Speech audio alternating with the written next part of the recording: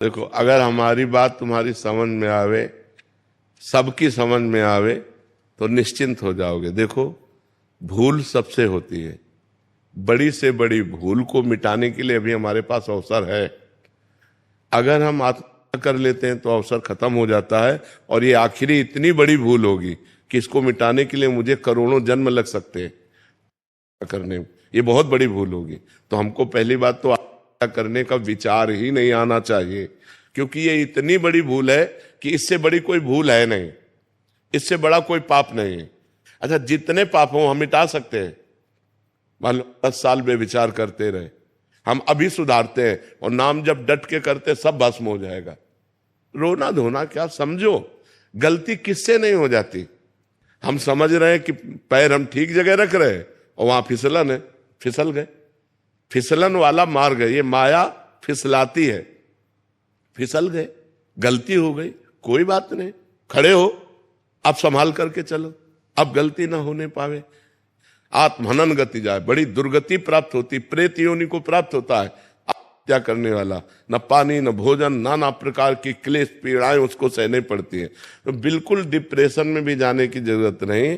हमारे द्वारा जो शारीरिक गलतियां होती हैं, ये हमारे पूर्व जन्म की वासनाएं हैं। इनको नष्ट करने के लिए हमको मजबूत होना चाहिए, टूटना नहीं चाहिए। 100 बार हम हार जाएं, 1000 बार हार जाएं, तो भी हम कोशिश करेंगे उठकर खड़े होकर चलने की।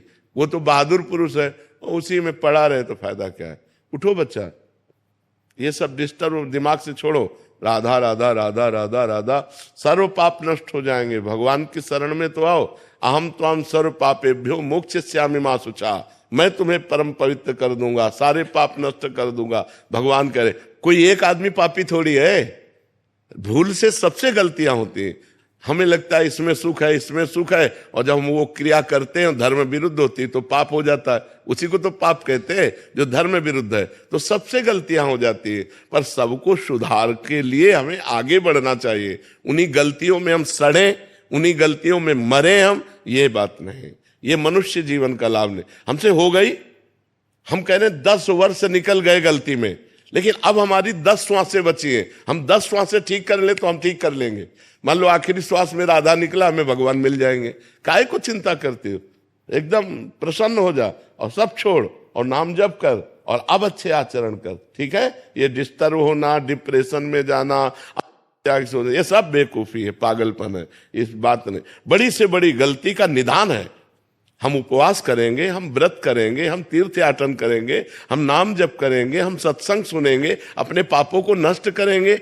अगर हम शरीर छोड़ दिया तब तो दुर्गति प्राप्त हो जाएगी। अभी हमारे पास चांस है अपनी गलती को सुधारने का। हम गलती सुधारने के लिए प्रयास करें, ना कि और बड़ी भारी गलती कर दें करके। ये तो बहुत बड़ी भारी गलती हो जाएगी। करने में कोई 5 स्टार होटल रखा है क्या?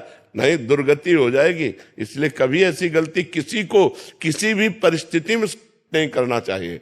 किसी भी परिस्थिति में, हर परिस्थिति का कोई न कोई रास्ता होता है। आपको नहीं समझ में आ रहा है तो संत जनों से मिलो, बड़े जनों से मिलो, वो आपको रास्ता बताएंगे कि आप ये उपाय कर लो, आप ये उपाय कर लो। तो आप ऐसे गलत आचरण की बात मत सोचो। जो गलती हो गई, राधे श्याम, आगे बढ़ो।